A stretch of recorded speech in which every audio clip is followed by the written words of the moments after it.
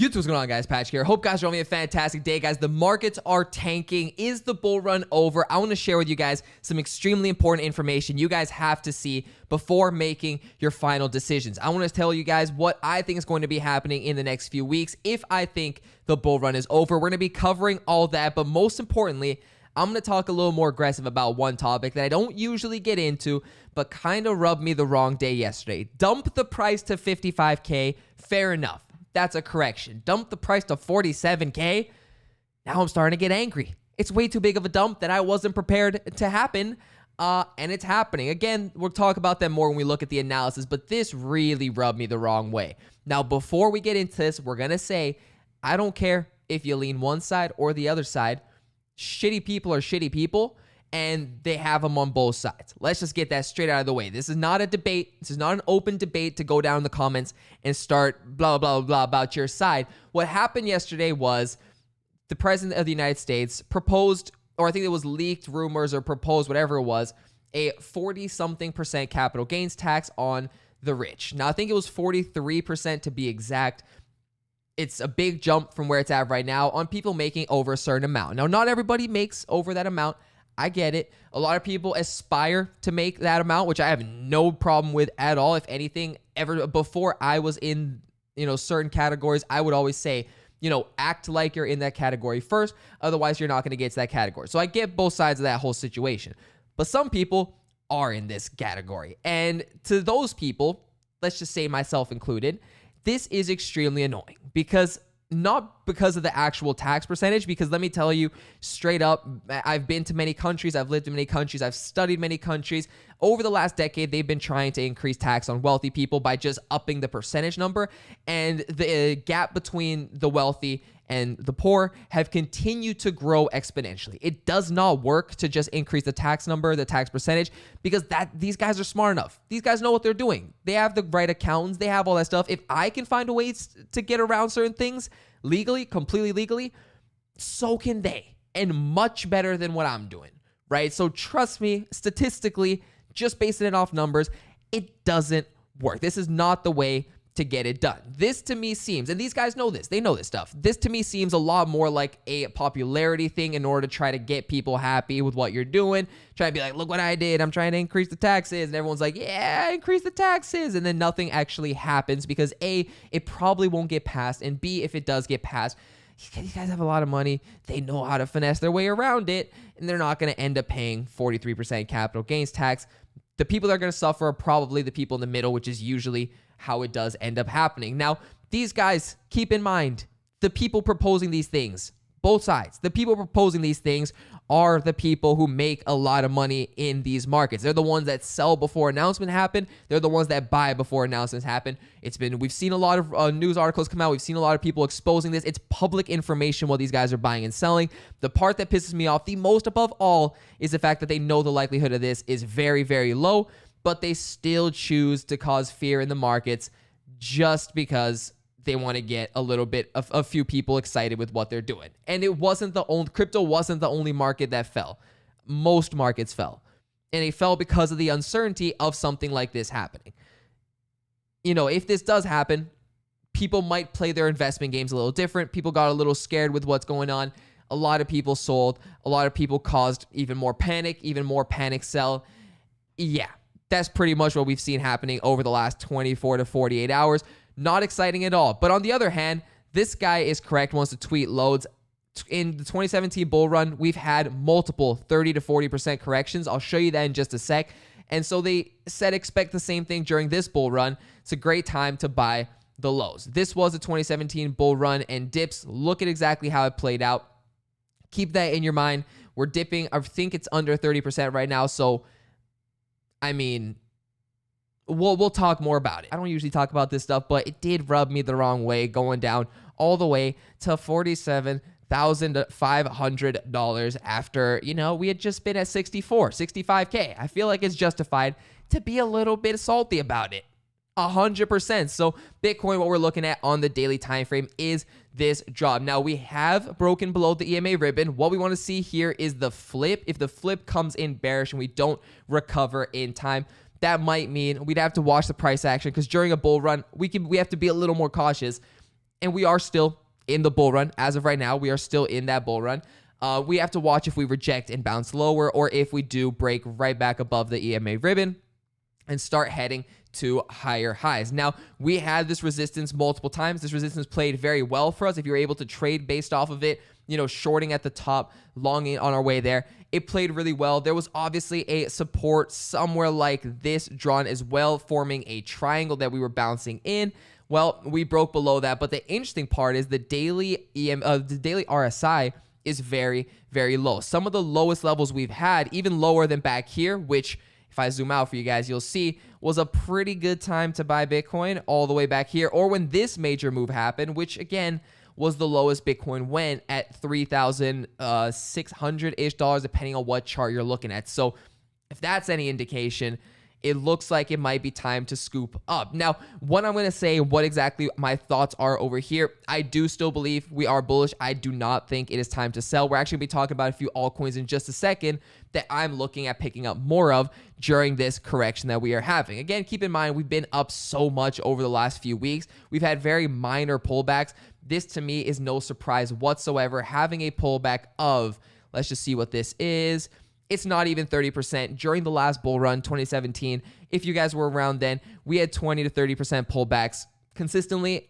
We even have been talking about that while we've had these pullbacks. So, I mean, it's not really anything to be overly scared of. Let's just see how the EMA ribbon, if it flips, if it does bounce off of, that's going to be the big indicator that we're going to have of what the midterm price action is really going to look like. Now, on the 4-hour time frame, again, we bounced off of the EMA ribbon. We talked about the pattern we were forming. We did break below that. Now we are trying again, potentially forming another pattern. If we zoom in, maybe we'll get a little bit more clarity. We are going to be looking at potentially forming another pattern here, or just bounced up to the EMA ribbon, rejecting off of it on the 1-hour time frame.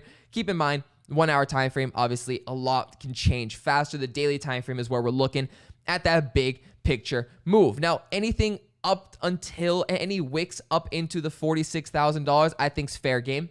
That could happen. So if you are looking to enter a leverage position, make sure you're doing it with a little bit of, very low leverage, a little bit of caution, very low leverage. Give it room for the wicks to happen, because we know that market makers, exchanges, whales love to hit stop losses, love to hit liquidations before they have the next move. So if you're over leveraged and it has a wick down to 46K right before shooting back up, you might lose out your whole position before you even have time to ride Bitcoin back up into the higher levels. Now, that's for Bitcoin. Some of the altcoins I'm looking at picking up, I picked up some Cardano. XRP is another one that I'm looking at. This is the XRP BTC chart. I think we talked about it previously. If you guys want to check the last video, I give more specifics. 2,900 is very, very possible as a target again in the short term for XRP.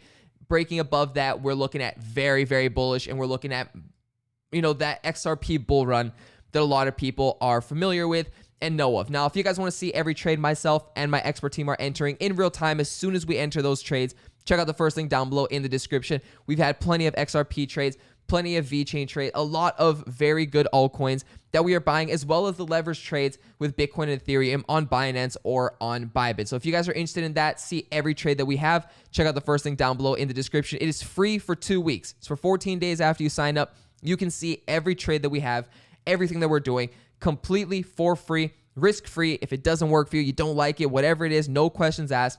All you have to do is cancel, and you'll avoid getting charged. But you're hearing it from me here first. This, to me, has been an opportunity to dollar cost average. Looking at Bitcoin in the high 40s, looking at even more specifically altcoins, which have taken bigger dumps than Bitcoin has, which is just normal. It's usually how it happens. But they also have bigger moves to the upside when they do move as well. So good cryptocurrencies like Cardano. I stacked up on VeChain, which is doing relatively well today, I think. XRP, and even BNB. Now, I haven't talked about BNB much. If you guys have been around the channel, you know I'm a big fan of BNB. I'm like a big fan of $8 BNB when I could buy BNB for $8.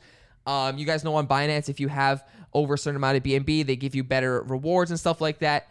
So I've been a big fan of that the whole time. Now, granted, having the amount of BNB now at $500 is a little harder than it was at $8. I get that. I kick myself saying I should have bought more BNB at $8. I knew it was going to be good.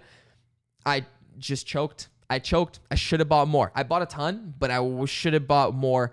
I would have been a lot richer, even with the current dumps that we're having that we just talked about. So BNB to me is one. I think everybody should have one. Should have at least one BNB. If you think about all the shitcoin mooning and people buying onto that, a lot of that's done on the Binance Smart Chain. A lot of that involves BNB. So if you're not going to be buying into those, why not take advantage of, you know, people doing that by investing in the token that they have to buy and they have to use in order to get into their moon pirates is one of the ones I saw, or pirate safe. It's probably safe pirate moon. Those are the three words that I've seen everybody throw around. And then if you make something with those words in them, guaranteed $100 million market cap like that, instantly $100 million market cap. But BNB is one. Again, I'm also picking up at these levels. I think under $500 is a great price for BNB. Not as great as $8, but better than $1,000, I guess. And I do think, given Binance is the biggest exchange, it is the best exchange. If you guys haven't signed up with Binance, there is a link in the description to sign up and get discounted fees for your trades on if you're using a type of leverage, as well as spot trades, all that stuff. I think they just have a very good discount on fees.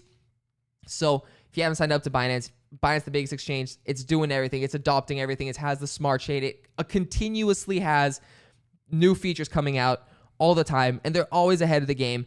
BNB, they have made a point to always give the BNB token more utility, and the more utility they have quarterly burns, everything going on. They have made it to where this cryptocurrency is one of the most attractive cryptocurrencies you can buy, and I truly think everybody should have even a little bit of it if you're going to be in the crypto space. If you're going to be in the crypto space, you're going to be trading, if you're going to be, you know, just buying and holding, if you want to have a safe crypto, I think everybody should be looking at BNB to have in their portfolio. And you're hearing that from somebody who is going to buy some more BNB after I'm done recording this video. I already bought some more BNB during this wick down. Like I said, anything under 500, I bought BNB at 450, I think it was. My limit order was set. I don't remember exactly. I set these things and forget it. So I think I'm already in the green with some of that BNB, but it's not going to hold this low for very long.